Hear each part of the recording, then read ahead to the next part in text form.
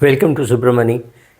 I'm going to talk about a topic which not many people like. It has more negative connotations than positive connotations, but we will all be facing it. No, it's not death, it is old age. So let's say you're 60 years of age or 65 years of age. You have to now consider answering 2, 3 questions. One, where would you want to spend the years, maybe from your age of 70 till your age of say 85, 86, right? Something like that. So which means, let me put it this way: you're 70, you expect to live till 100. Now that 100 is like a T20, right? Your strategy for each part, 70 to 80, 80 to 90, 90 to 100, would be very different. It would not be the same. It is easy for a 25-year-old to say, oh, all people above 70. No, all people above 70 are not equal. The 70-year-old requires much less attention perhaps than the 100-year-old, right? So let us say we break it up into, yes, of course, you'll need 3 strategies: 70 to 80, 80 to 90, and 90 to 100. But I'm breaking it up into 2. From the age of 70 till the age of 85, you will need some kind of help, but not too much help. Typically, you may need somebody to help with your finances, right? Of course, you can simplify, but many people may not simplify. You will need somebody to maybe file your tax return. Maybe you can do it yourself, but you already have a chartered accountant, so that's not really the bother. You need somebody who will do shopping for you in terms of vegetables, groceries, etc. But if you are lucky enough to be staying in India, all this is just a phone call away. So, right, so all this milk, bread, eggs, whatever you need on a daily basis is available. Just a phone call away, right? You want urgent, your guests have come, you need milk, call up and you get milk. That medicines, right? You get all this. This is an amazing service, especially in most parts of semi-urban and urban India. So this is all available. But you may still need somebody inside the house, maybe to change the bulb, right? So to clean the fans and things like that. It may not be very sensible for you to climb on the stool and do it yourself. You may have done it till last year, but this year could be different. Sorry.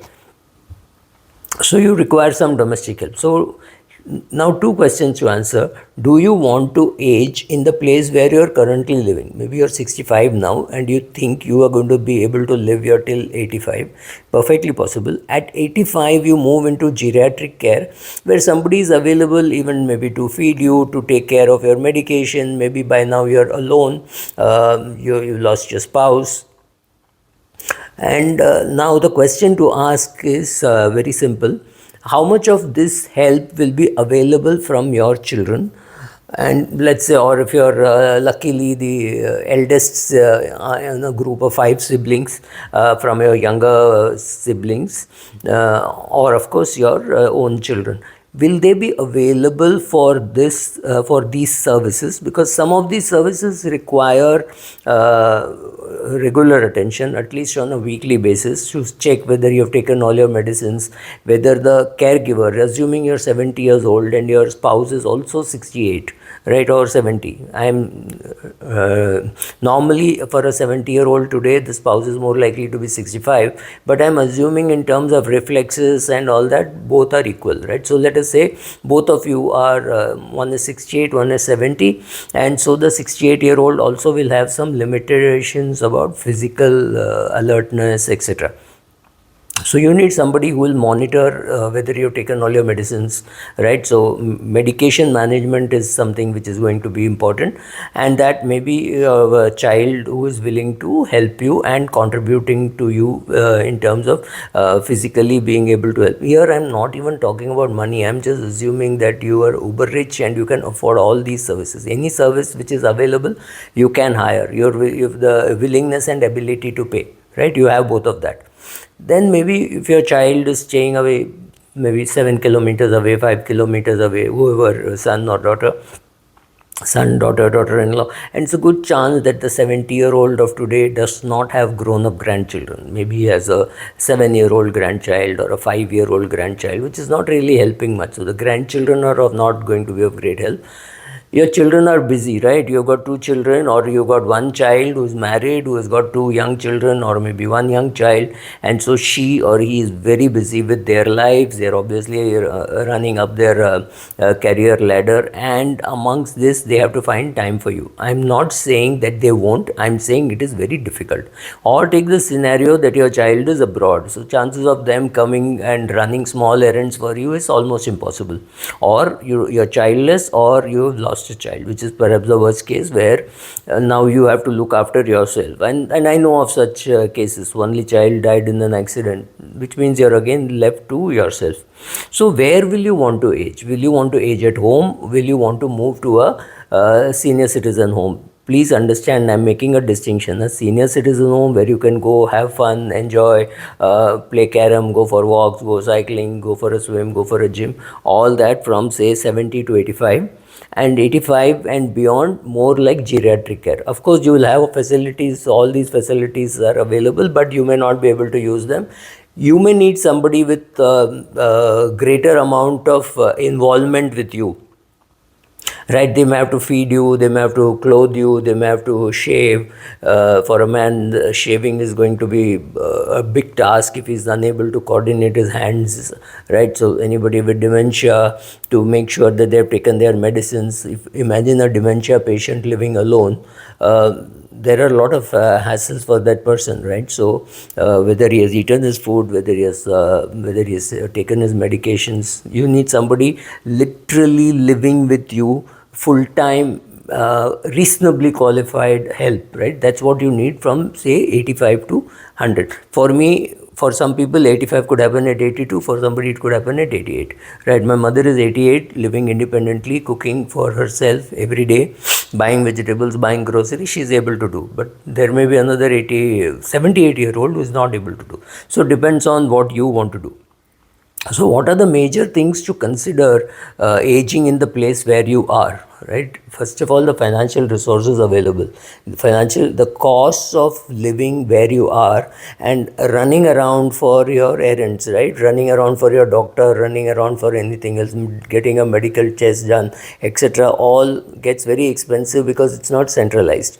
If you live in a senior citizen home, there is a good chance that some or even if you're living in a good gated society, it's possible that they will have regular medical checkups, or somebody will come home to pick up blood samples and things like that. Whereas if those accesses are not available, then it gets very expensive to do all this. So the financial resources available to you, the estimated cost of your illness. For example, if it's just a temporary thing, you fell down and broke your hip, and now you're recovering. That's not very expensive, right? You're mentally alert, and you're bedridden for 6 months or 8 months, or you have limited mobility, so that's not so difficult. But it means you need to hire help, etc. How much can this cost? You'll be surprised. This can cost anything from 1 to 2 lakhs per month. Now, if you know that you require these services for 3 months or 6 months, you know that, okay, for 6 months, 1.5 lakhs is 9 lakhs.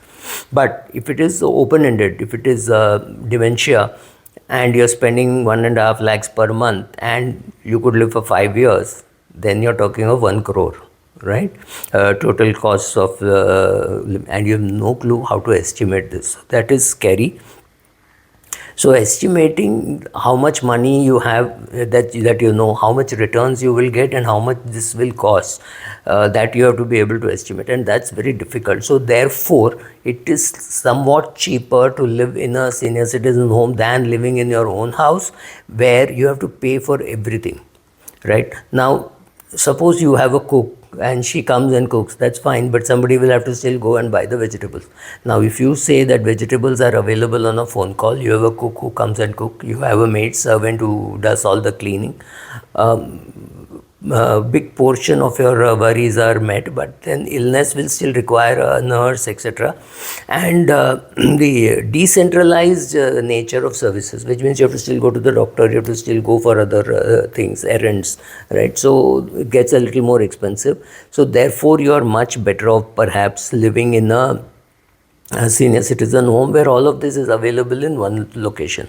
Next, you have to consider how many are family caregivers and how many are paid caregivers.